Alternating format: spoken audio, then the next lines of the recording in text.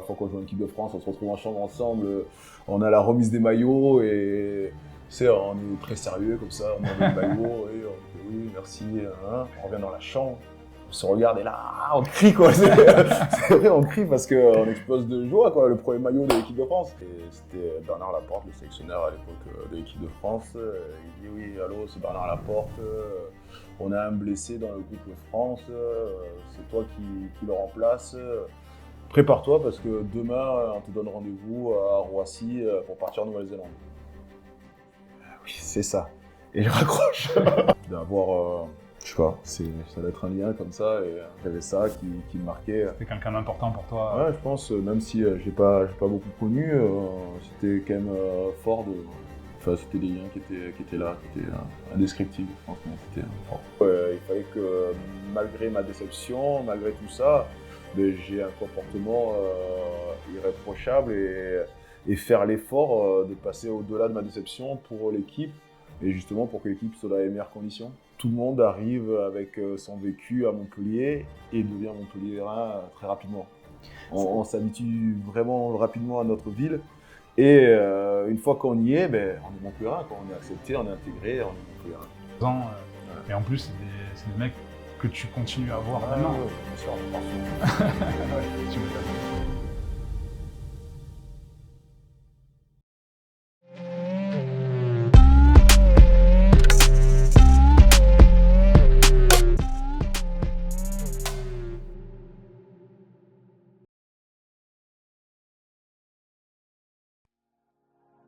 C'est l'histoire d'un petit garçon, déraciné de son Burkina natal par des parents qui voulaient lui donner une chance. Un gamin en destin singulier qui découvre la France. Son midi, son rugby, au pied du Pic Saint-Loup. L'histoire d'un enfant énergique qui rencontre le rugby à l'âge de 6 ans. D'un adolescent timide, rigoureux et travailleur qui intègre dans l'anonymat un club qui deviendra le sien. Bonjour les amis, pour cet épisode, j'ai la chance et le plaisir de recevoir une personne très inspirante pour moi et les Montpelliérains, Fulgence Ouedraogo. Bonjour Fulgence, comment vas-tu ? Bonjour, écoute, je vais plutôt très bien, en pleine forme, donc impeccable. Tu as l'air. Donc Fulgence, tu es né le 21 juillet 1986 à Ouagadougou, au Burkina Faso. Tu arrives en France à l'âge de 3 ans. Depuis tout ce temps, tu n'as pas bougé de la région montpelliéraine et tu élèves maintenant tes 2 enfants sur place. Fulgence, en chiffres, c'est 17 saisons au Montpellier Hérault Rugby. 2 fois vainqueur de la Challenge Cup en 2016 et 2021, champion de France 2022, 39 sélections avec le 15 de France, vainqueur du tournoi des 6 Nations 2010, vice-champion du monde 2011, mais aussi maintenant, tu as été consultant pour la chaîne M6 lors de la Coupe du Monde 2023, tu interviens fréquemment pour des entreprises et tu es maintenant responsable du développement de l'identité et de la marque au sein du MHR. Tu es également associé avec ta femme Ariane Brodier pour la création de votre marque de vêtements Fake Israel Love. Fulgence, tu as longtemps été surnommé Captain Courage. Les Montpelliérains t'adorent. On peut même te considérer comme une légende ici. Fulgence, que représente cette ville pour toi ? Elle représente beaucoup la ville de Montpellier. Pour moi, c'est déjà la ville dans laquelle je me suis ancré après m'être déraciné de mon pays natal, celle qui m'a vu grandir. Donc voilà, c'est une ville qui m'a accueilli à bras ouverts. Donc une ville d'accueil et une ville dans laquelle je me sens plutôt bien. Ok. Donc du coup, oui, tu es arrivé à l'âge de 3 ans. Comment ça s'est passé au début, ton arrivée dans la région, cette intégration et le fait de découvrir un nouveau pays, un nouveau continent ? J'ai pas forcément beaucoup de souvenirs de cette période-là. Je suis arrivé à l'âge de 3 ans, donc au niveau de la mémoire, j'ai pas forcément les souvenirs vraiment de mon arrivée sur le sol français. Tout ce que je sais, c'est que je suis arrivé dans un village au nord de Montpellier, un petit village qui s'appelle Saint-Jean-de-Cucul. Ouais.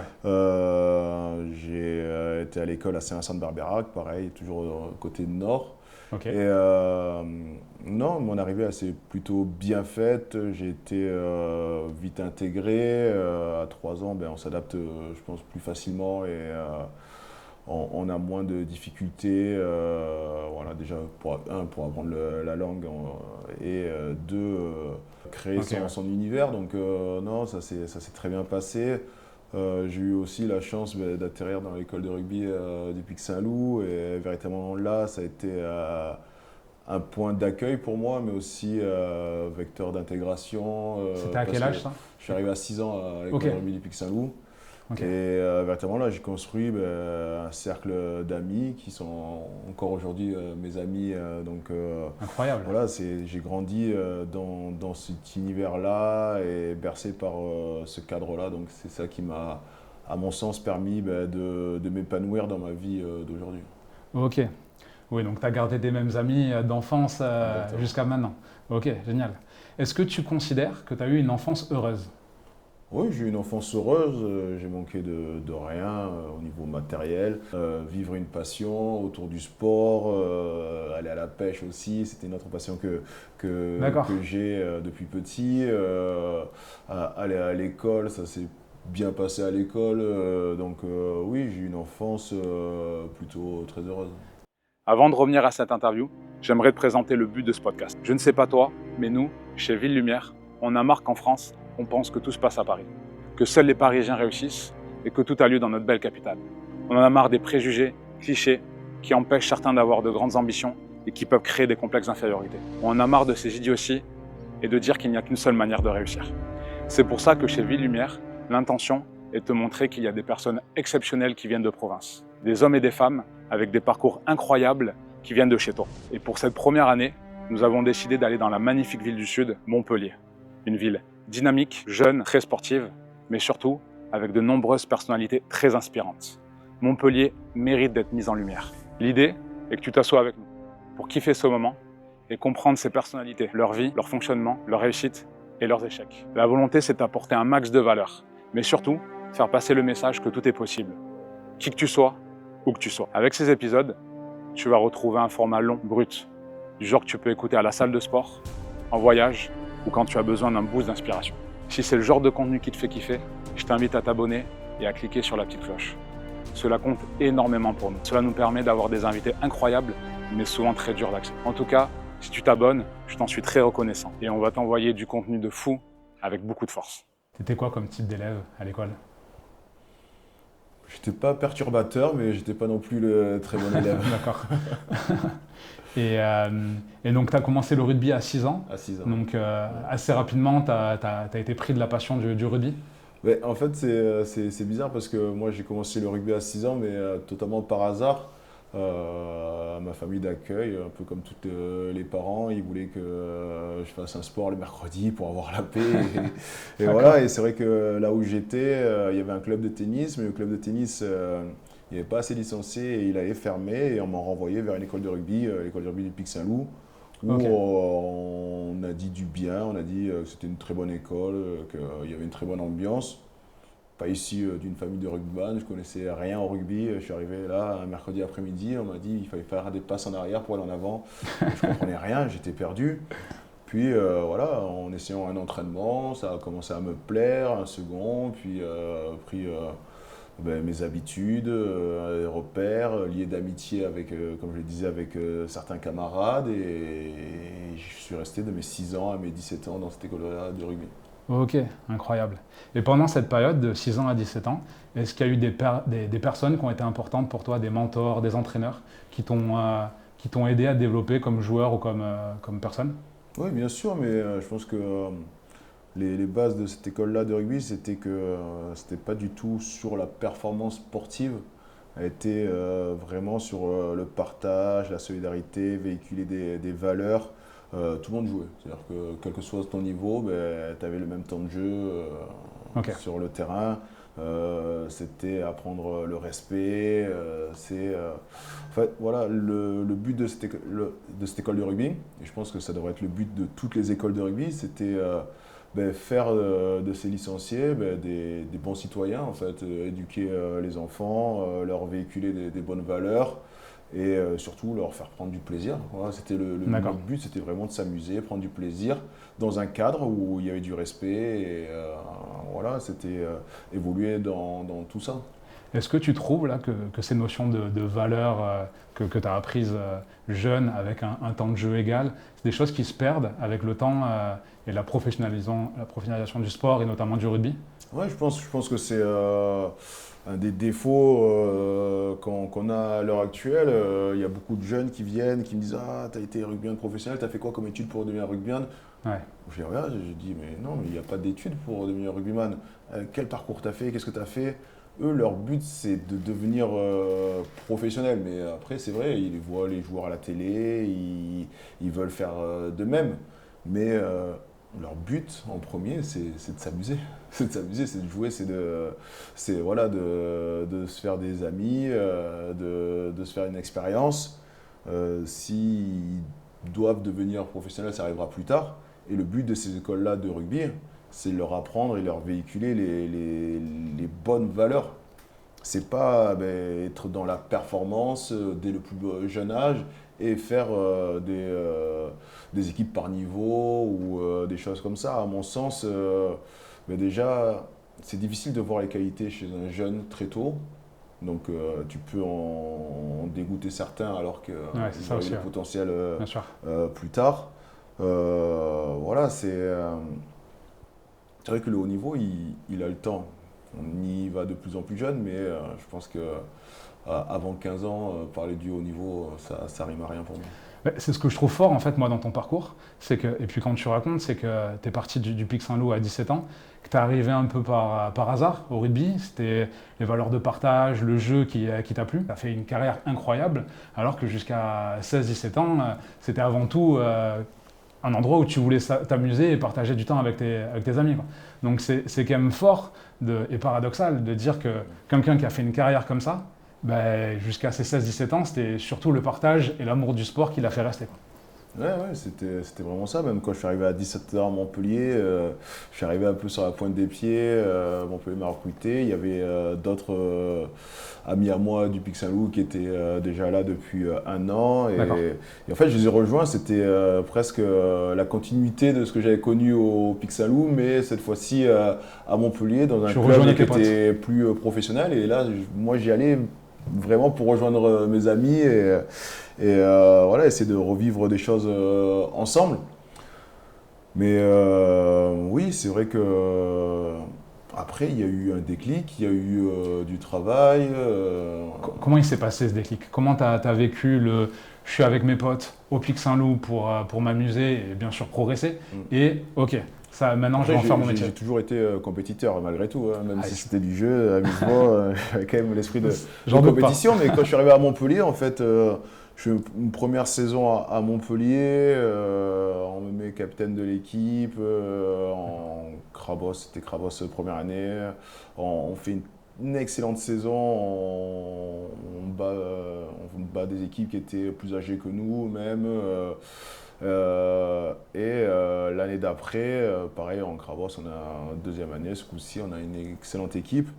On fait de très très bons matchs, on est premier de poule alors qu'on a des clubs comme Toulouse, Toulon, Narbonne, Béziers. On est sur le très haut niveau là, du rugby.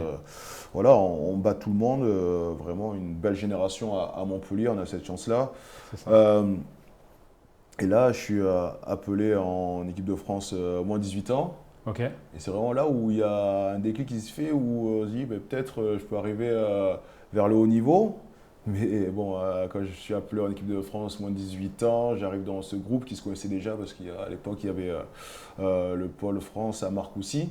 Donc c'était tous les jeunes de cette génération-là qui étaient là toute la semaine, qui étaient sélectionnés. Et moi, je suis appelé sur un match contre l'Écosse. Donc j'arrive dans un groupe qui se connaissait déjà. Donc pareil, un peu timide, difficile de trouver ma place. Je fais un match, mais avec beaucoup de pression. Et je ne suis pas forcément excellent sur ce match-là. Et derrière, en fait, il me rappelle jamais. D'accord. Il me rappelle jamais. Et je me rappelle l'avoir mal vécu comme un gros échec. Et t'as ressenti quoi à ce moment-là quand t'as compris qu'on te rappelait pas de la derrière? Déception, j'étais déçu, des déceptions, mais voilà, un échec. C'était vrai que c'était un échec et Le premier, on va dire, à cet âge-là, c'est vrai, on a 17 ans, on va avoir 18 ans, on le vit comme un échec et c'est le bout du monde et c'est catastrophique. Mais voilà, ça m'a permis de me dire, soit tu dis c'est injuste, les coachs, voilà, ou soit tu y as goûté et maintenant il faut que tu travailles pour y revenir. Et j'ai toujours eu cet esprit un peu carré et travailleur. J'ai travaillé encore plus qu'avant, été carré. Je me rappelle l'été, je prenais le bus et j'allais au centre de formation à Montpellier pour faire mes séances de musculation. L'été hors saison? Hors saison. Ah oui. J'allais faire ma musculation, je travaillais, j'allais courir, je partais en vacances, je faisais mon footing, je me rappelle tout seul comme ça, dans des côtes ou autre truc. Voilà, j'ai pas mal travaillé. Est-ce que tu te dirais par rapport à ça que cet échec, que tu as considéré comme un échec, ça a un peu réveillé en toi une forme de motivation et tu as réussi à transformer ça en motivation pour aller chercher des efforts supplémentaires que les autres n'allaient pas faire? Une forme de motivation, l'échec et de boost en me disant voilà, si tu veux pas le vivre, il faut que tu te donnes les moyens de faire mieux et d'arriver à un autre niveau. Voilà, à mes 18 ans, j'ai quand même réussi à faire une sélection d'équipe de France.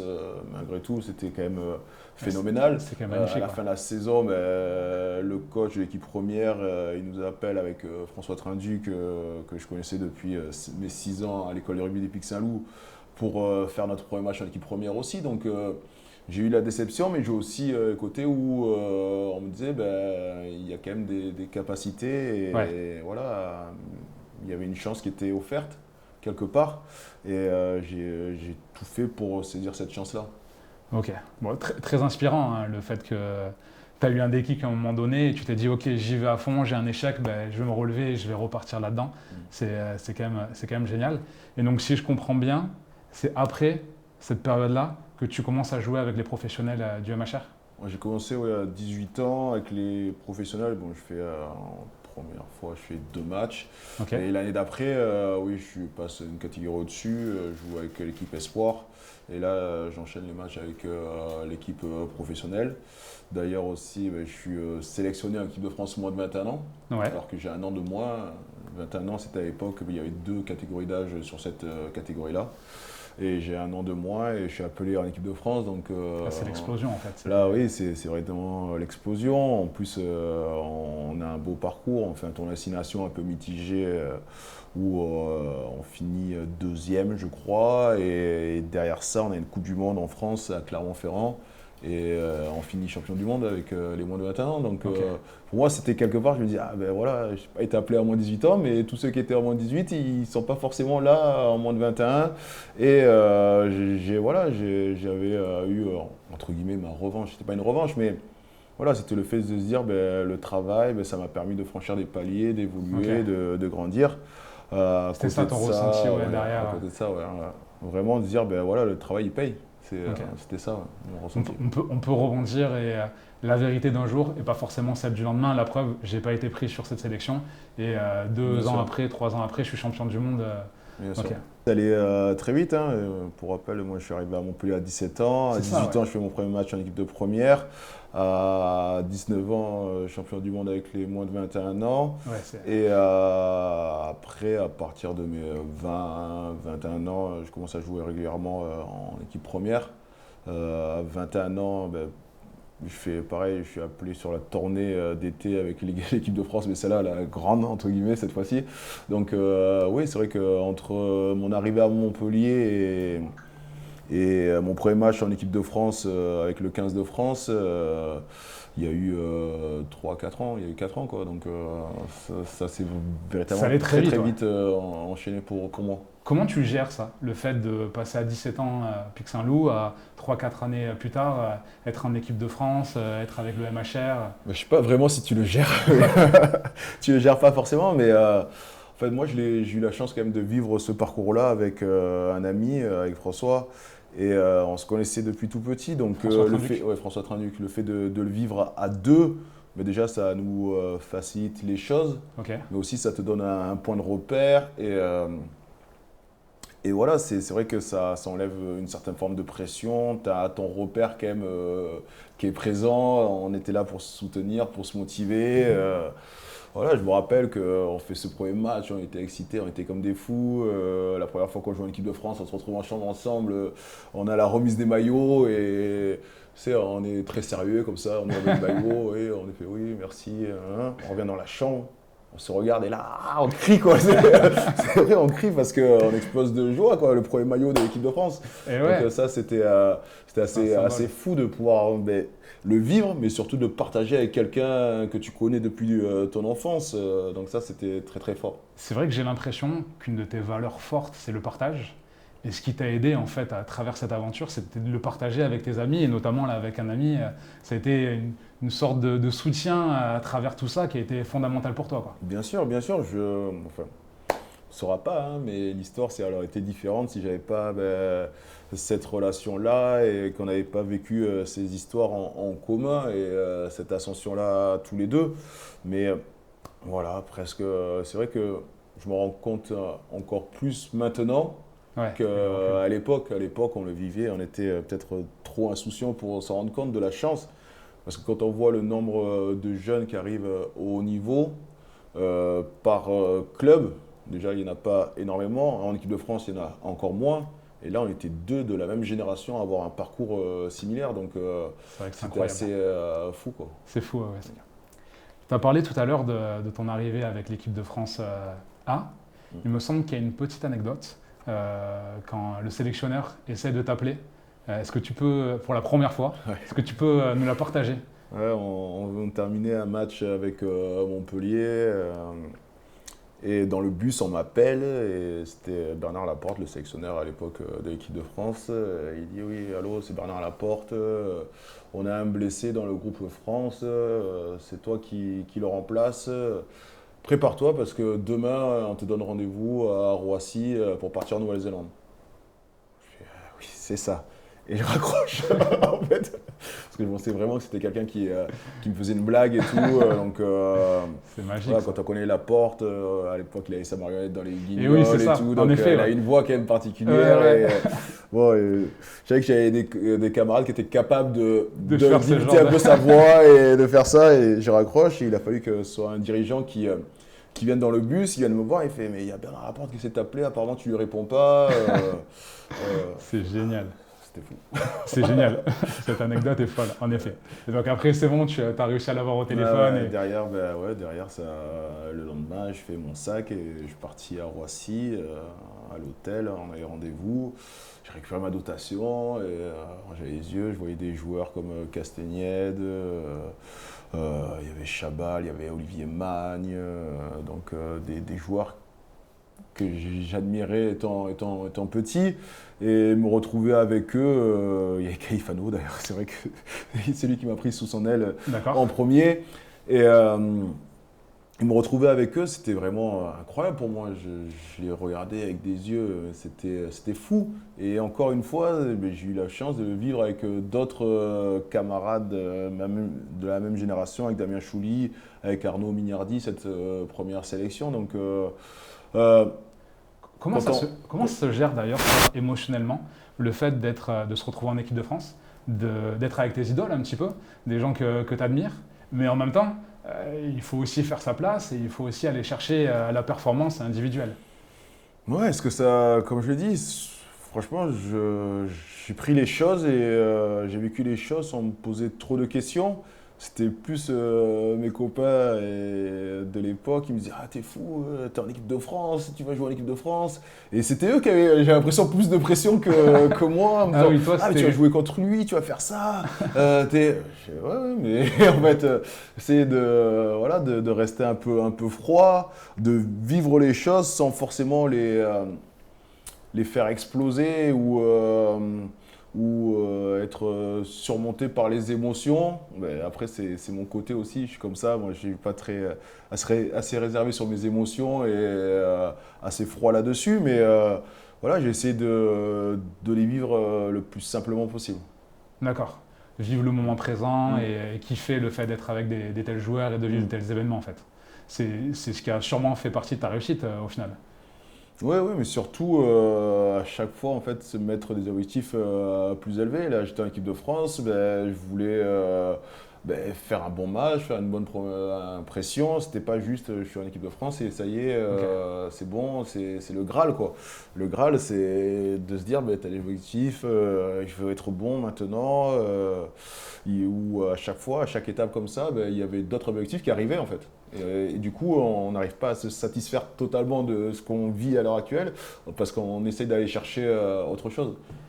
Et d'ailleurs, comment tu fonctionnais quand tu gravis des étapes au fur et à mesure? Tu te dis, ok, c'est cool, mais maintenant mon prochain objectif c'est ça. Tu arrives à l'identifier ou c'était plutôt voilà, au jour le jour? C'est comme D'accord. ça, c'est planifié, c'est planifié. Ah, step by step. Ouais, il y a un objectif qui est fait, et derrière, je vois l'autre qui se profile, et il faut aller le chercher, quoi. D'accord, ok. Ouais, à chaque fois, c'est challenger. Mm. Du coup, bon, bah, tu commences ton parcours en équipe de France, tu continues ta carrière au MHR. Tu es notamment finaliste à 2 reprises, il me semble, avant la consécration du top 14. Tu es aussi vice-champion du monde. Vous perdez d'ailleurs en finale. Euh, comment on vit le fait de passer à côté de quelque chose d'exceptionnel, alors même si le parcours est fabuleux, mais au final de toucher quelque chose de grandiose et de ne pas y arriver? C'est dur les échecs. Après, il y en a deux qui ont été la même année. Ça a été une année folle. Avec le club, pour la première fois, on a joué des phases finales de championnat. On a vraiment vécu une année mais magnifique. C'est peut-être, à mon sens, l'année où j'ai pris le plus de plaisir sur un terrain, et celle qui me reste en mémoire et qui m'aura le plus marqué. Parce qu'on sortait d'un groupe où on sortait beaucoup du centre de formation à Montpellier. Ok, c'est une bande de potes en fait qui. On a progressé ensemble, et d'un seul coup, ben, on a eu l'arrivée de Fabien Galtier qui, lui, nous a apporté une touche de technique supplémentaire, et dans un groupe qui était vraiment uni, vraiment très soudé. Et là, ça fait un cocktail énorme, et on a gagné les matchs, on a joué, mais vraiment, on pratiquait un très beau rugby à ce moment-là. Donc vraiment, j'ai des souvenirs magnifiques, et malheureusement, on perd en finale, parce qu'on vit des émotions folles durant cette fin de saison. On gagne notre dernier match à domicile pour se qualifier pour les quarts de finale, alors qu'on rencontrait l'équipe de Toulon avec toutes ses stars. C'était vraiment un gros challenge pour nous, et nous, on a franchi ça. Derrière, on allait à gagner à Castres, qui n'avait pas perdu un match de toute la saison à domicile.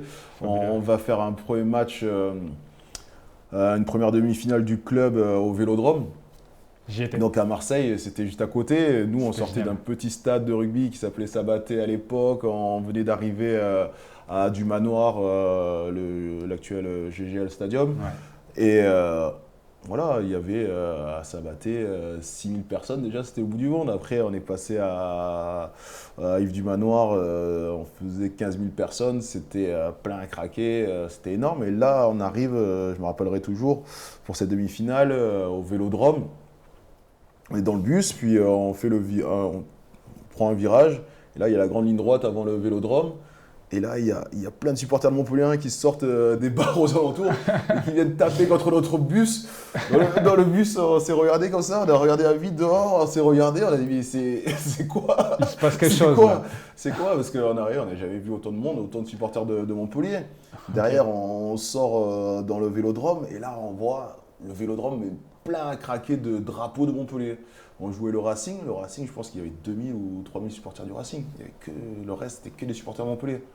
En effet. Là, vraiment des sensations de malade, quoi. C'était vraiment incroyable pour nous d'en arriver là, et de pouvoir jouer dans un tel stade avec autant de public pour nous soutenir. Et malheureusement, l'aventure s'est terminée. Elle aurait pu être magnifique et se dire on aurait terminé sur un titre, et on perd en finale. Donc c'était dur.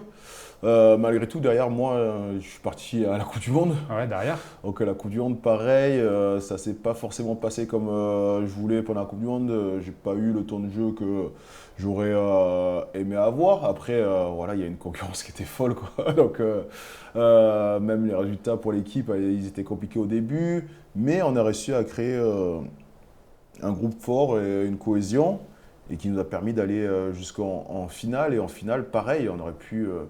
Et je pense qu'on s'en rend compte un peu plus maintenant encore, où on était à deux doigts de créer quelque chose de juste monstrueux dans l'histoire du sport français, quoi. C'est ça. De gagner une Coupe du Monde en Nouvelle-Zélande, on aurait pu faire un exploit vraiment retentissant là. Et c'est un peu paradoxal parce qu'en fait, toi, tu fais une année incroyable, tu vis une aventure humaine. Des défaites. Ouais. Voilà, avec tes collègues du centre de formation, vous changez de stade, la demi-finale au Vélodrome, la finale contre Toulouse, puis derrière une Coupe du Monde, une finale de Coupe du Monde, et tu te retrouves en fait après ça à avoir perdu une finale de top 14 et une finale de Coupe du Monde. Comment tu vis ça après les jours et les semaines qui suivent? Franchement, c'était un gros échec, hein. Je me suis dit, ça aurait pu être l'année la plus belle de toute ma vie, mais à tous les plans, parce que c'était incroyable de pouvoir vivre ça dans un laps de temps de 6 mois, quoi, même pas. Donc c'était dingue. Mais je l'ai pris comme un échec, mais c'était pas, on va dire, comme celui de 2018, où vraiment là c'était un coup de massue, parce que je ne m'y attendais pas. Je ne m'attendais pas à jouer une finale de top 14, je ne m'attendais pas forcément à jouer une finale de Coupe du Monde. Et c'est arrivé, donc c'était plus des défaites où je me suis dit, maintenant, maintenant le club, il a d'autres prétentions et il veut le gagner, enfin ce bouclier. Donc derrière, on a connu depuis cette saison-là, 2010-2011, je crois qu'on a loupé 3 fois ou 4 fois les phases finales, donc avant d'avoir le titre en 2022. Donc on s'est vraiment propulsé dans une autre partie du championnat et vers le très haut niveau. Donc voilà, après j'ai joué ma première Coupe du Monde en 2011 aussi, et ça m'a motivé pour essayer d'en jouer une deuxième. Donc voilà, Okay. c'était T'as des réussi à défaites, transformer mais ça. qui m'ont poussé à donner plus. J'étais jeune et je ne m'y attendais pas, donc c'était pas vraiment des coups d'arrêt ces défaites-là. Tu as réussi à t'en servir derrière pour continuer. Ok. Alors, il y a quelque chose, il faut que je t'en parle, parce que je vois qu'en 2010-2011, pour la finale, face au Stade Toulousain, c'est à ce moment-là où tu es surnommé Captain Courage, car tu joues la finale avec une fracture à la main droite. Ouais, faut m'expliquer. J'ai les séquelles là. D'accord, il y a encore... Il faut m'expliquer comment on joue un match de rugby avec une fracture à la main. Ouais, comme je le disais, on sortait de cette demi-finale à Marseille qui était vraiment folle. Le scénario était incroyable. On gagne, derrière ils repassent devant et on repasse devant à toute fin de match. Ils ont une balle pour pouvoir gagner le match. Ils loupent un drop et on gagne le match sur ça. Et en fait, sur une des dernières actions, sur un plaquage, je prends la tête d'un de mes coéquipiers. Et ça me fait un trait de fracture. Mais sur le coup, je ne le sens même pas sur l'euphorie du match et la fin de match. On est dans les vestiaires, c'est plein de joie, ça crie de partout. Puis ça retombe un peu et je vais voir le kiné. Je lui dis, j'ai un peu mal à la main quand même. Et je lui montre la main. Et quand je lui montre ma main et la tête qu'il a fait, et là, j'ai compris qu'il y avait un truc qui allait pas, quoi. Et en fait, je lui montre ma main, elle était enflée comme ça. Il fait, bon, on va y passer un examen. On passe l'examen, il y avait un trait de fracture net. Du coup, j'étais vraiment là effondré parce que je me dis, ça va être la première finale du club. Et je ne vais pas être capable de jouer, d'y participer. Et je trouvais ça tellement injuste et dur. Donc, avec le staff médical de l'époque, on a pris le parti d'attendre, de voir comment ça évoluait. Donc, toute la semaine, je mettais ma main dans la glace pendant les entraînements et je regardais mes coéquipiers s'entraîner comme ça. Tu as combien de temps entre la demi-finale et la finale? Une semaine. Tu as une semaine. Ok. Derrière, on est allé faire une attelle. Donc, heureusement, à Montpellier, on a des bons centres et on a fait une attelle vraiment au plus proche et la plus efficace possible. Voilà, on a fait un modèle d'attel. Je ne me suis pas entraîné, même le vendredi soir avant la finale, je ne me suis pas entraîné. On a attendu le jour du match. Le jour du match, le docteur m'a dit, ben voilà, je vais te faire un bloc pour pas sentir la douleur. On va mettre l'attelle et tu me dis si tu te sens de jouer. En fait, jusque dans les vestiaires, à quelques minutes du match, je ne savais pas si j'allais jouer ou pas. D'accord. Et sinon, Fulgence, c'est l'impression que ça nous fait, mais tu as grandi en fait avec le club, avec le MHR, tu as passé des étapes avec cette ville, ce club. Pour toi, c'est quoi ton meilleur souvenir avec le MHR? Mon meilleur souvenir, je te disais, c'était peut-être cette saison 2010-2011. Elle a été vraiment incroyable. Ce match contre Toulon à domicile, cette demi-finale, je pense que c'est deux matchs qui m'ont énormément marqué. Donc Ok. voilà, ça restera. Et à l'inverse, ton pire souvenir avec le MHR? Mon pire souvenir, la Ouais. finale 2018 qu'on perd. Ok. Vraiment, Contre Castres? contre Castres, c'était C'est ça. un coup de massue énorme. Parce que vous étiez les grands favoris en On plus était de les ce grands match. favoris du match. On avait fait une bonne saison. On a fait une très bonne saison. Où à domicile, je crois qu'on n'a pas perdu un match. On gagnait avec le bonus, on gagnait Et ouais, c'est largement. impressionnant. Quand même, on avait montré certaines formes de fébrilité à l'extérieur, mais voilà, on arrive sur ce match où on joue une demi-finale, on gagne, on met 40 points, je crois, en demi-finale contre Lyon. Et on arrive en finale où on passe totalement à côté du match. Et vraiment, même la saison d'après, pour repartir, ça a été compliqué pour l'équipe, pour le groupe, parce qu'on a été marqué par cette défaite, de se dire, mais comment on a fait pour... Enfin, même c'est pas le fait que de perdre, c'est de passer totalement à travers. C'est l'impression, des fois quand tu joues, mais des fois quand t'es pas bon, et tu vois le match, mais t'es pas acteur du match, que tu le vois de l'extérieur. Et bien là, c'est pendant toute la finale, on a l'impression d'être dans cet aspect-là où on n'a pas l'impression de maîtriser les choses, mais juste d'être spectateur et de le voir de l'extérieur où voilà, on n'avait aucune sensation, aucun moment on a repris le fil du match. Tu penses que c'était dû à quoi ça Je pense à notre préparation de la finale. Ok. On ne l'a pas préparé de la meilleure façon. Je pense qu'il faut aussi dire que l'équipe de Castres a su nous faire déjouer et les féliciter pour ça. Mais je pense qu'il y a eu pas mal d'aspects dans l'équipe où on ne s'est pas préparé de la meilleure des façons.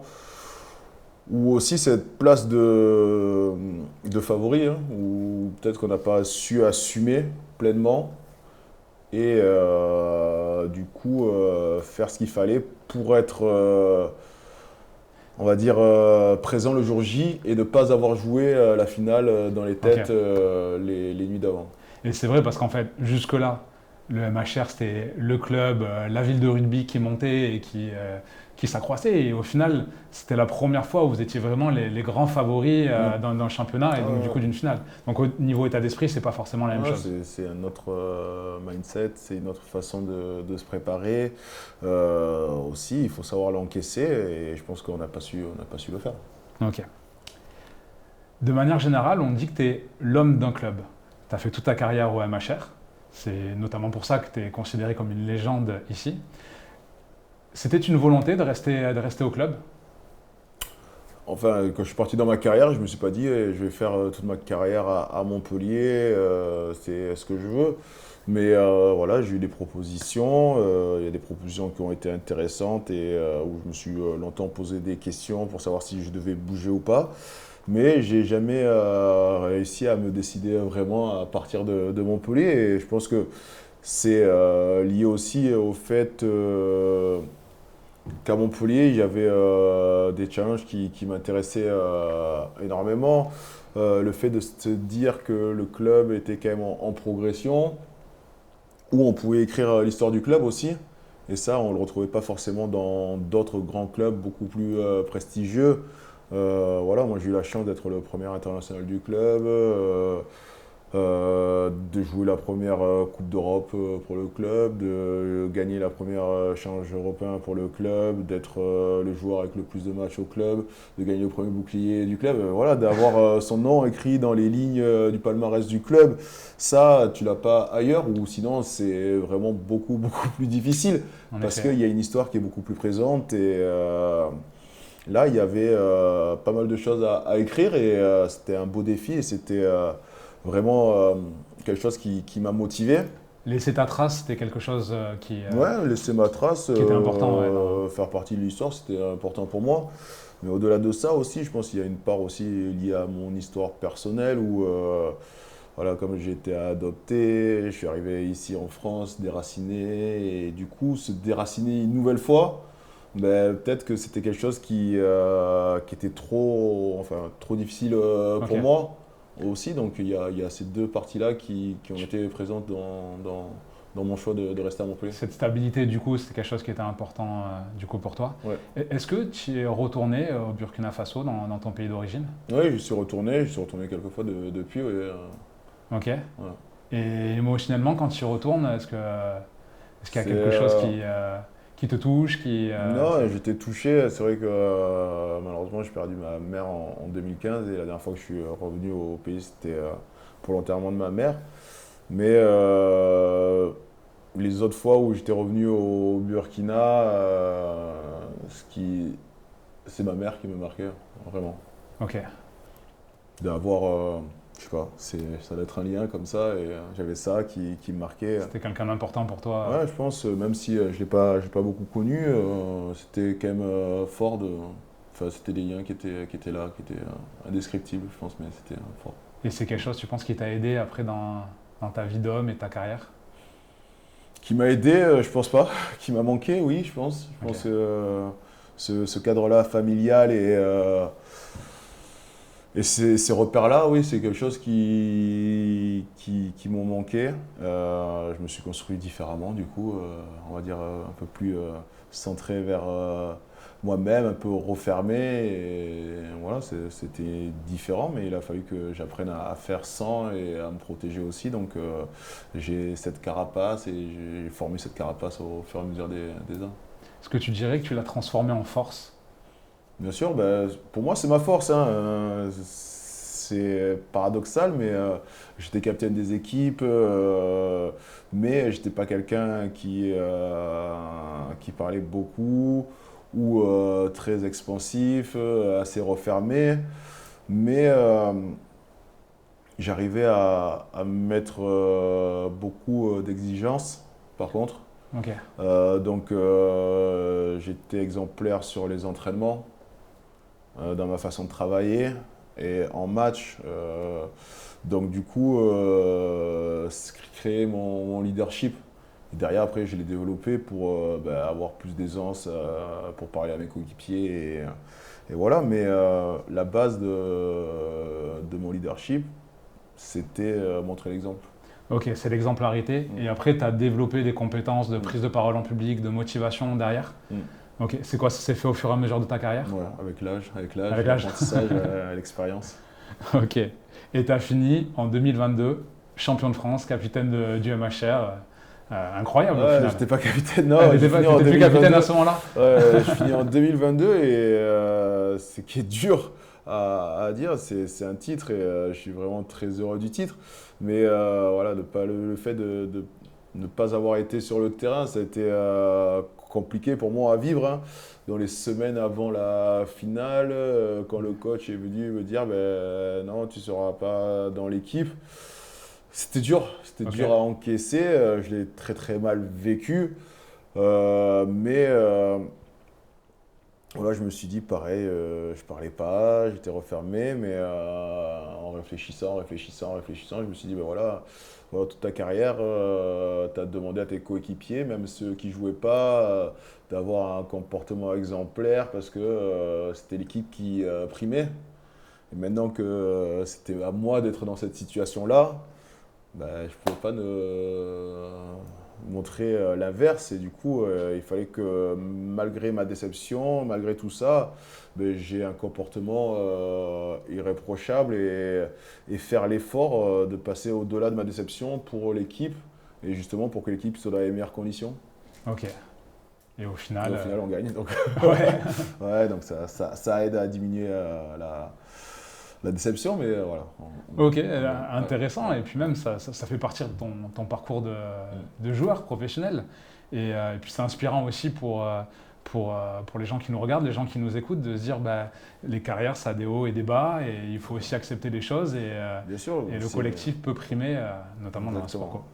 Pour moi, c'est essentiel, surtout dans notre discipline, que le collectif soit au-dessus de tout. Donc voilà, il faut des fois savoir se mettre de côté. Ok. Et donc tu termines ta carrière en 2022. Quelles sont tes missions là actuellement au sein du club exactement? Moi, je suis responsable du développement de l'identité et de la marque. Ok. Donc c'est en quelque sorte un rôle d'ambassadeur pour le club. J'agis à différents niveaux avec un rôle assez transversal. Ça peut être de la com, marketing, communication. Mais la plus grande partie de mon travail, je le fais avec le fonds de dotation du club et ma chaire solidaire. Là, on agit sur tout l'aspect RSE autour du club, mais dans ma spécificité, c'est plutôt d'être en relation avec toutes les écoles de rugby de la région. Ok. On est vraiment donc de tisser du lien avec eux et voilà, d'être dans l'ancrage territorial, et on travaille pour étendre cet ancrage le plus loin possible dans notre département et même ailleurs. Donc voilà, ça c'est vraiment une mission qui me passionne parce que je suis au plus près de la jeunesse, du monde amateur. Du partage. De pouvoir voilà, exactement, partager, échanger, écouter, être voilà, attentif à leurs attentes. Et surtout véhiculer, on va dire, le plaisir de jouer au rugby dans notre territoire. Donc ça, c'était important pour moi. Là, on est sur un projet aussi où on veut créer des conventions pour pérenniser ces relations. Ok. Donc voilà, ça fait partie de mon travail à l'heure actuelle. On parle d'ancrage. À côté de ça, tu as aussi ancré une nouvelle marque de fringues, d'habillement avec ta femme. C'est un peu différent. Voilà, c'est un autre projet que vous partagez en famille. Est-ce que tu peux nous en dire deux, trois mots? Bien sûr. On a lancé une marque de vêtements avec Ariane, ma compagne, en fin d'année dernière. Donc c'est tout récent. On a travaillé ce projet pendant 1 an avec un troisième associé, Alexis, qui repère vite dans la rue. Les deux, ils sont habillés avec une tenue qui se porte aussi bien, qui est non genrée, qui se porte aussi bien un garçon-fille. Donc voilà, on sait qu'il y a quelque chose entre les deux personnes qui ont les mêmes tenues. On voulait aussi, au-delà du côté qu'on connaissait normalement dans ces marques un peu matchy-matchy, où c'était King, Queen, Prince, Princesse, avec les numéros dans le dos. Tu vois, sortir un peu de ça et d'avoir une marque qui se voulait un peu plus street, avec des habits un peu plus loose, un peu plus mode aussi, mais confort quoi, confort. Voilà. Une marque montpelliéraine, du coup, on la mettra dans le lien de description de l'épisode parce que moi j'adore. C'est très qualitatif, franchement, bravo à tous les deux. Ouais, mais on a même voulu une démarche écologique par rapport à la marque, donc là, le plus dur c'était les échanges avec les usines. Ouais, on aurait voulu produire en France, mais malheureusement les coûts de production c'était pas possible, et même après, même le sens de produire en France, le coton n'était pas forcément français, donc il n'y a pas de coton en France, donc il aurait fallu. Mais là, on a trouvé un juste milieu, on produit au Portugal. Et on crée aussi, comme je le disais, c'est vraiment nos produits, on les crée de A à Z, c'est-à-dire qu'Ariane elle dessine, on envoie aux usines, ils renvoient des maquettes, on reprend les mesures, si la coupe ça va, c'est un boulot, c'est un véritable boulot. Donc non, on voulait vraiment s'investir et des produits qui nous ressemblent. Ok. Franchement, Fulgence, on a l'impression que, d'un point de vue extérieur, que tout est facile pour toi. Si tu devais nous décrire le moment le plus challengeant que tu as eu dans ta carrière professionnelle ou dans l'après-carrière, ça serait quoi? Dans mon après-carrière, ma reconversion, elle était, enfin, ça s'est bien passé. Je reste dans un milieu que je connais, donc ça facilite les choses, mais c'est quand même se renouveler, trouver autre chose. C'est quand même un gros challenge et il faut se motiver, pas baisser les bras, aussi accepter de réapprendre, entre guillemets. Il faut accepter cette démarche-là. Moi, on va dire le challenge le plus grand, c'était quand j'ai eu mes enfants. Mes enfants, c'est le plus grand des C'est challenges. challengeant. Ça, C'est quelque chose. Ça, c'est le plus difficile et je pense qu'on n'est jamais prêt, mais c'est du bonheur incroyable. Mais ça nous fait repenser notre fonctionnement et vraiment, ça m'a challengé parce que moi, comme je te l'ai dit, je ne suis pas très patient. Là, il a fallu apprendre à être patient. Je ne suis pas très ouvert. Là, tu es obligé d'être ouvert avec tes enfants. C'est un challenge énorme, mais ça challenge aussi ta vie de couple parce que c'est pas forcément tout le temps évident. Mais voilà, c'est. Je pense que tous les couples qui nous écoutent seront plutôt d'accord avec toi. Là. Donc voilà, non, ça apprend à changer. Moi, pendant des années, je suis comme ça, je suis carré, ça bouge pas. Et là, on fait bouger un peu les lignes parce que j'ai des enfants. Donc voilà, ça te remet en question. Ok. Et maintenant, j'aimerais savoir aussi ton regard sur la ville de Montpellier. Parce que tu as grandi avec le MHR, mais tu as aussi grandi avec cette ville-là. Comment tu vois l'évolution de Montpellier depuis que tu es arrivé? C'est incroyable l'évolution de Montpellier. J'ai l'impression qu'elle fait que ça, de croître, de s'agrandir, de se renouveler aussi. Je pense que c'est l'innovation. Voilà, si je devais dire Montpellier, c'est une ville innovante.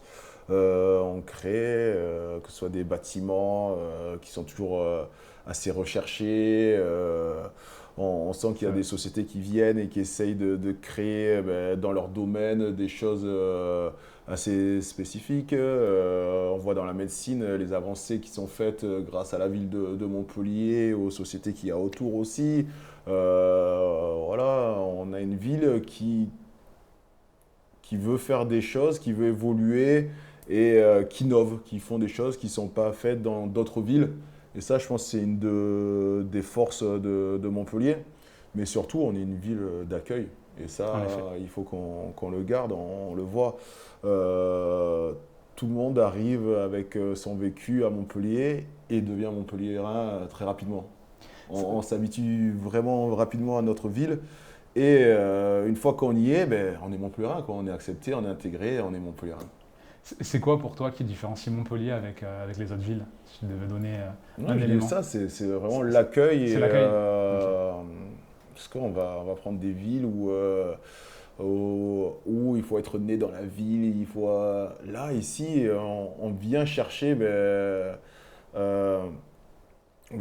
un peu tout ce qui peut apporter à Montpellier, mais de l'extérieur. C'est-à-dire qu'on va intégrer des gens qui ont des compétences, qui ont des talents et qui vont profiter à la ville de Montpellier.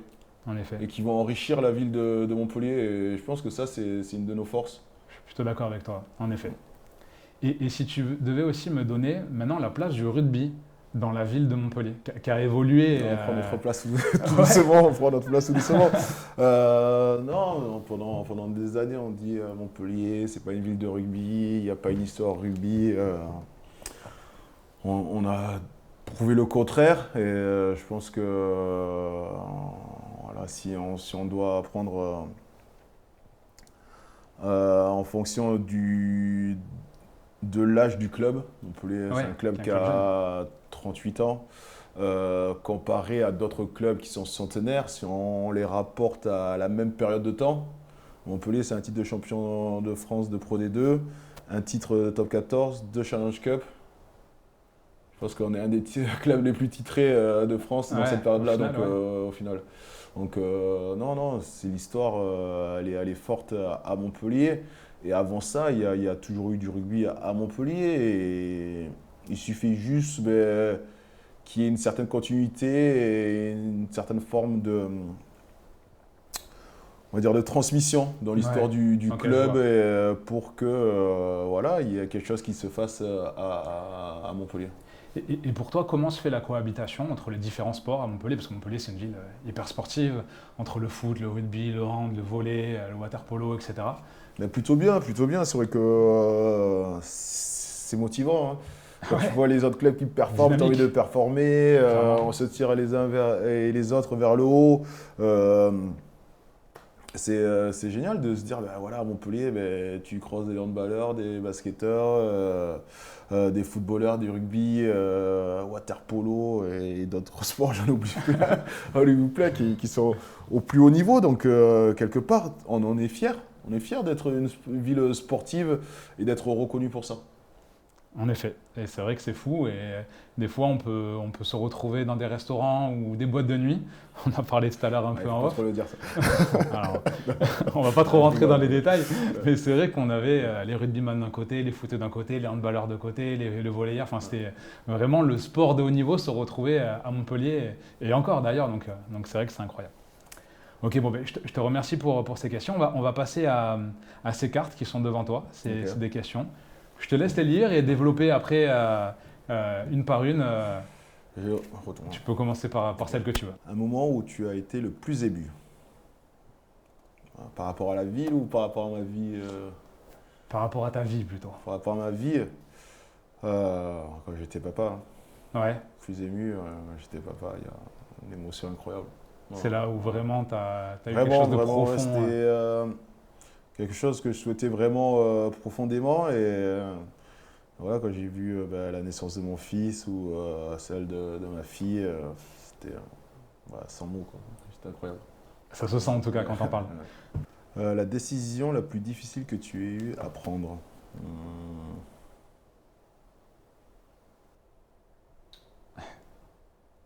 Si tu en as eu des décisions difficiles à prendre.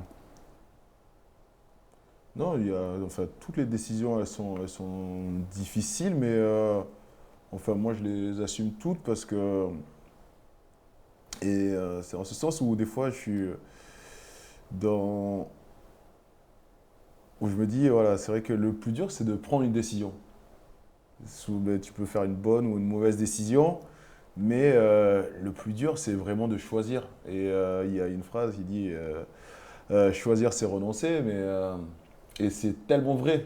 En effet. Et du coup, si on ne prend pas de décision, on renonce à rien et au final, ben, tu n'accèdes à rien véritablement. Donc, il faut prendre des décisions, il faut choisir. Et même si c'est difficile, mais il ne faut pas le regretter en suivant. Et moi, c'était mon mindset et ma motivation à chaque fois. Il a fallu que je prenne des décisions, que ce soit en tant que capitaine, dans un match, il faut que je prenne des décisions. Dans ma vie de famille aussi, il faut que je prenne des décisions pour ma famille. Mais derrière, je sais que si je choisis, je renonce à d'autres possibilités ou à d'autres choses. Mais derrière, il faut que j'assume. Voilà, c'est Et tout. tu le fais en conscience. Voilà.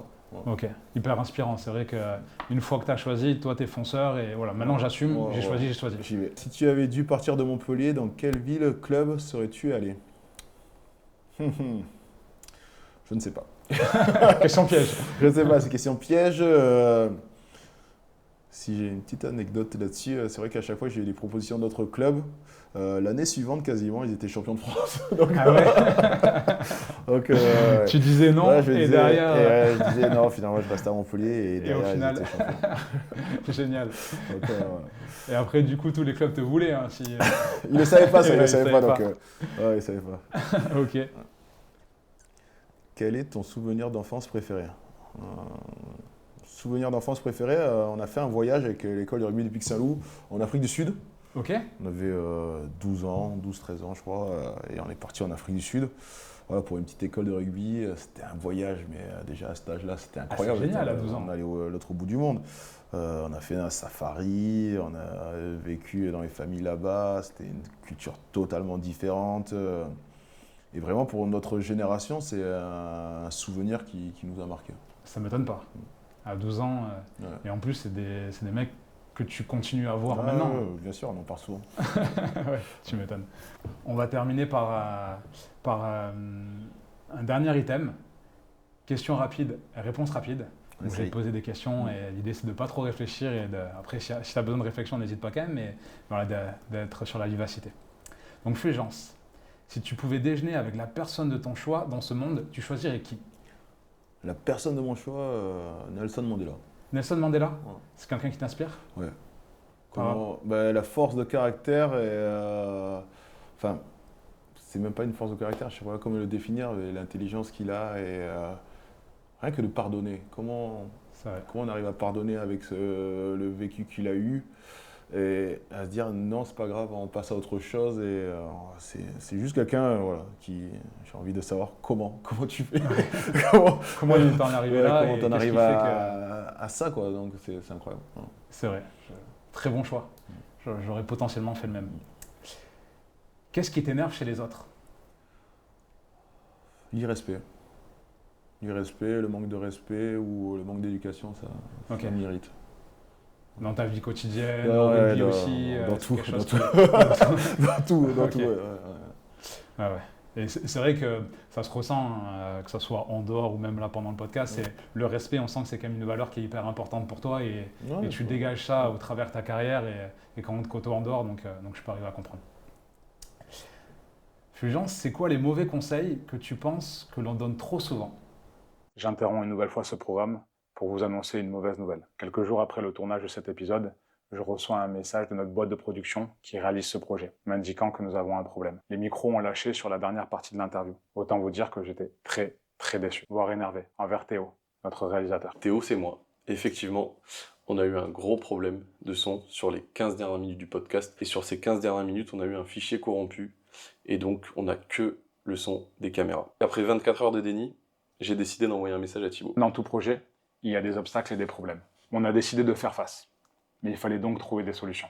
La solution vers laquelle je me suis tout de suite tourné, vu qu'on est dans une ère où les intelligences artificielles s'améliorent de jour en jour, c'est forcément donc l'intelligence artificielle. C'était une catastrophe. Chaque fois que tu te poses la question, est-ce que j'en ai envie, ou est-ce qu'il faut que je le fasse, c'est quoi, si t'as pas envie des fois. Et je me suis donc tourné vers les solutions intégrées à DaVinci Resolve, qui est le logiciel que j'utilise pour faire les montages, et c'est toujours aussi catastrophique. Et à chaque fois que tu te poses la question, est-ce que j'en ai envie ou est-ce qu'il faut que je le fasse, c'est quoi si t'as la La solution finale a donc été de me tourner vers un de mes meilleurs amis, qui est ingénieur du son. Je lui ai donc fourni le son des caméras, malheureusement, et je lui ai demandé de faire un travail dessus. En son, il faut savoir que la réverbération, c'est notre pire ennemi, puisqu'une fois que vous l'avez à la captation, c'est très difficile, voire impossible de s'en débarrasser, surtout dans une pièce avec autant de résonance. Mon ami Tom a quand même réussi à obtenir un résultat de meilleure qualité, mais toujours pas à la hauteur de ce qu'on voulait. Mais il a quand même fallu faire un choix.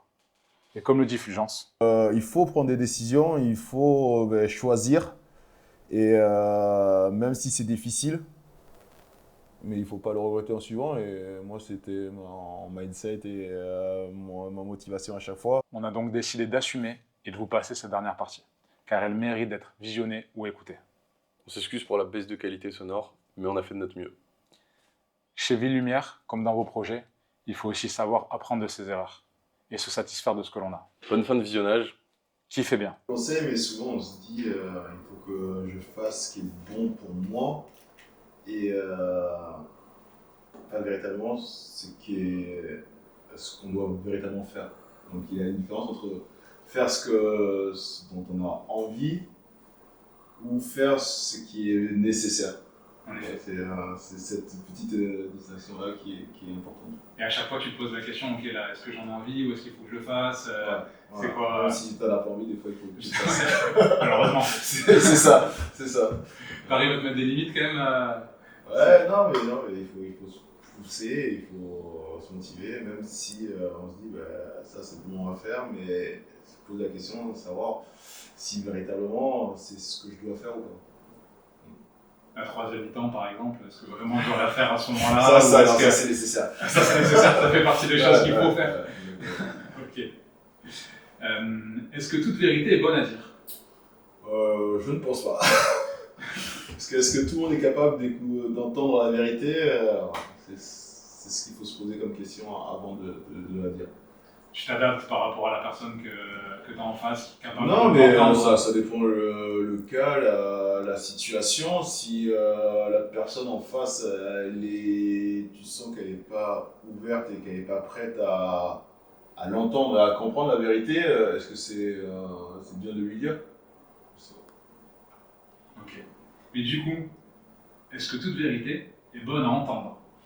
Non. À entendre, non, il y a des vérités qui sont dures, mais après, je pense qu'il faut savoir, voilà, faut savoir les entendre, mais comme je disais tout à l'heure, ben, si des fois la personne n'est pas prête et que c'est trop dur pour lui peut-être d'entendre cette vérité-là, il ne faut pas lui dire sur l'instant T. C'est quoi ton plus grand rêve maintenant? Mon plus grand rêve maintenant, non, franchement, j'ai pas de rêve fou. Là, seulement, maintenant, ma seule inquiétude, c'est mes enfants. Le seul souhait que j'ai, c'est qu'ils grandissent, qu'ils soient épanouis, qu'ils soient heureux et qu'ils trouvent leur voie. Donc, c'est ça qui me motive maintenant. Ok, ouais, c'est vraiment la vie familiale maintenant que tu as donné professionnellement, t'as encore plein de projets, mais c'est ça qui va primer. C'est ça qui prime. Ok. Est-ce que tu as une musique préférée? Une musique préférée, je sais pas, j'en aime pas mal. T'écoutes beaucoup de musique toi de ton côté? J'écoute de la musique, ouais, souvent, surtout en voiture. Ouais. Non, mais après, je suis très hip-hop, rap US. Ok. Donc, ouais, j'ai des artistes que j'aime bien Rick Ross. Ok. Et la place de la musique dans ta vie, avant les matchs ou c'est quelque chose que tu... Beaucoup de musique, ouais, beaucoup Ok. de musique avant les matchs, pendant l'échauffement individuel. J'avais besoin de faire une petite bulle autour de moi et Ouais, dans mon monde. C'est ça, c'était pour te concentrer et rester en mode un peu... Ça intervient à quel moment la musique avant un match chez toi? Faut l'entendre. Ah ouais. C'est vrai que les gens, des fois, ils se disent ah oui, les joueurs, ils ont leur casque, ils sont pas ouverts. Parce qu'il y a quand même de la pression, il y a de l'enjeu, il y a une concentration à avoir. Moi, j'en avais besoin dès le moment où je montais dans le bus, de parler plus à personne. Ok, oui, d'accord. Tu rentrais dans ta bulle à ce moment-là. Voilà, là, je rentrais dans ma bulle, il y a d'autres joueurs, ils sont différents, et ils peuvent rigoler, parler dans le match. Ça leur pose pas de soucis. Moi, j'avais cette préparation à faire. Parce que aussi, le rugby, c'est un sport de combat, et tu as quand même une dimension mentale dans laquelle te mettre pour mettre ton corps à rude épreuve. Donc, j'avais besoin de ça. Mais après le match, voilà, j'avais plus de musique. J'étais ouvert, je pouvais avoir des échanges avec tout le monde, mais avant c'était assez fermé. Tu étais plutôt stressé avant les matchs? Oui et non. Moi je fais toujours le scénario le pire où les doutes, savoir si je suis prêt, dans quel état de forme, de pas forcément avoir beaucoup de certitude avant le match. Et c'est ce qui me réconforte quelque part. En disant, voilà, en doutant, et si j'ai trop de certitude, je me dis, là, je suis pas dans mon match. Ok, ouais, c'est trop de confiance, tu es trop lâché, t'étais pas en mode combattant. La tension nerveuse. Ok, ouais. Fallait que tu sois un peu dans le doute et un peu énervé, peut-être que ça va pas le faire. Ok, intéressant. On parlait de musique, mais est-ce que tu as un livre aussi, ou même un film ou une émission qui t'a inspiré toi? Il y a un livre, moi j'aime beaucoup les biographies. Ok. J'ai lu la biographie sur André Agassi. Ouais. C'est vrai qu'elle m'a marqué. Quand il commence, il fait sa biographie, il dit je déteste le tennis. Comment il a été formaté à jouer au tennis et qu'à un moment donné c'était un robot un peu là-dessus parce que son père lui disait il fallait que tu tapes tant de balles. Et voilà, c'est vrai que c'était intéressant et enrichissant de pouvoir lire et voir ce qu'il avait vécu parce que c'était un grand champion. Parce qu'en plus, c'est un peu l'opposé de ce que tu as vécu. Toi, le rugby, c'était le plaisir d'acheter des potes, alors que lui, il rentrait dans quelque chose qui était un peu obligatoire pour lui. Et c'est vrai que le parallèle est intéressant. Non, c'est vrai que après j'ai lu celle de Tony Wilkinson, bien sûr, parce que dans notre sport, c'est quand même un monstre de notre sport, une grande référence, et voir sa façon de réfléchir, de penser, c'est toujours intéressant. Et dans notre sport aussi, j'aime beaucoup voir des biographies sur d'autres sportifs, parce que je pense que ça apporte à chacun de voir dans quel état d'esprit ils se mettent, comment ils pensent et comment ils réfléchissent. C'est marquant. Okay. Il y avait aussi des reportages sur Kipchoge. Si tu connais Kipchoge, non. le coureur. Non, j'ai pas vu. Marathon. Non, là, récemment, là, Ok. c'est vrai que c'était il y a 2 ans, là, je le regardais dans un retour de bus. Et je suis resté scotché par ce reportage où il bat le record du marathon, le Crosso, en moins de 2 heures. Je le regarderai alors. Et quand tu parles comme ça, tu dis, bah, il a couru le marathon en moins de 2 heures. Les gens, ils font, oui, c'est Oui. bien. Il faut Et courir un après, marathon pour comprendre. oui, il faut courir un marathon, mais surtout quand après on t'explique, ben voilà, chaque 100 mètres, il le faisait en 17 secondes. Pendant. En 2 heures, du coup. Voilà, il était, voilà. Et là, quand. C'est vrai Moi, que. en disant, mais je fais du sport tous les jours, je suis sportif de haut niveau, mais comparé à cette personne, je suis pas un sportif de haut niveau. Je me dis, comment c'est possible physiquement? C'est quoi cet effort qu'il a fait? C'est quoi ce. Ouais. Tu dis, mais. Voilà. Mais ouais, là, j'ai pris un coup. Franchement, je me suis pris un coup. Je dis, moi, c'est dur, mon sport, là, tu es en train de te plaindre. Tu dis, ben voilà, on fait des efforts qui sont fous. Là, tu dis, au final, ben ouais, non. Je regarde ces gens-là. Non, vraiment, ça m'a marqué. Ouais. Je regarderai. Moi, un des documentaires sportifs qui m'a le plus marqué, je sais pas si tu l'as vu, c'est sur Michael Jordan, sur Netflix. Et c'est vrai que tu vois le leader qu'il aidait et ce qu'il a mis pour réussir, ce qu'il a mis en place et son mindset, c'était quelque chose qui m'a beaucoup marqué. Je sais pas si tu l'as vu. Ouais, j'ai pas vu ça. Ça pourrait te plaire. Ancien capitaine, je t'invite à le regarder, vraiment, ça pourrait te plaire. Sinon, Fulgence, c'est quoi ton resto préféré à Montpellier? J'aime beaucoup Leclerc à Montpellier. Ok. C'est un restaurant assez étoilé, hein, mais. Il est où exactement ce restaurant? En ville. En ville, en centre-ville. Ok. C'est le chef, j'aime beaucoup, et il fait d'excellente cuisine, bien sûr. On a la chance aussi à Montpellier d'avoir d'excellents chefs cuistots et d'avoir plusieurs étoilés. Il en fait partie. Il y a Leclerc, il y a le Reflet d'Aubion aussi que j'ai découvert récemment, qui est extraordinaire, et bien sûr la réserve Rimbaud. Ça, c'est pour les étoilés, mais après, on a plein de restaurants qui sont vraiment excellents avec enfin, tout type de nourriture. En fonction de ses préférences, il y a de tout et on est bien servi à Montpellier sur la nourriture. Je suis d'accord avec toi. Quel est ton bar préféré à Montpellier? Mon bar préféré, j'aime bien l'Arbre Blanc maintenant. Le rooftop, là, il est juste génial. La vue, elle est magnifique. Après, j'aime beaucoup le marché du Bled. Ok. Donc, il y a plusieurs bars. T'as le choix. Il y a le choix. Et pour manger aussi. Ouais. Quel est le meilleur endroit pour faire la fête à Montpellier? Meilleur endroit pour faire la fête, il y en a plein à Montpellier, sur un centre-ville. Nous, à l'époque, on allait beaucoup au Grand Bazar. Ouais. Après, le bar est fermé, mais c'était le bar. À mon mythique. époque, le bar, il n'y avait pas mieux. Le bar, il n'y avait pas mieux. Après, il y a eu 8. Il y a plein de très bons endroits pour faire la fête à Montpellier. C'est bien. Quel est le lieu où tu vas te ressourcer à Montpellier? J'aime bien aller du côté du nord de Montpellier, Pixelou, j'aime bien monter le Pixelou forcément, ça, c'est juste extraordinaire, mais même l'arrière-pays, j'adore, j'aime bien la pêche, donc souvent je vais sur les Hérault pour aller à pêcher, le Salagou, pareil, j'aime beaucoup, donc j'aime bien ce côté. C'est vrai que j'ai vu que tu aimais la pêche. C'est quoi qui te plaît dans la pêche en fait? Le calme, la tranquillité. Non, je sais pas, ce contact à la nature. Moi, j'aime bien tout ce que nature et À la main verte aussi, il me semble, non? Je jardine aussi. Tu jardines. Donc, jardiner aussi, ça me fait du bien. Mais voilà, pêcher, jardiner, c'est des choses que j'aime beaucoup. Ça te ressource. Ouais. Ok. Un message que tu laisserais aux Montpelliérains? Un message que je laisserais aux Montpelliérains d'être fier de notre vie et de continuer à la faire grandir et à la faire briller en France et au-delà de la France.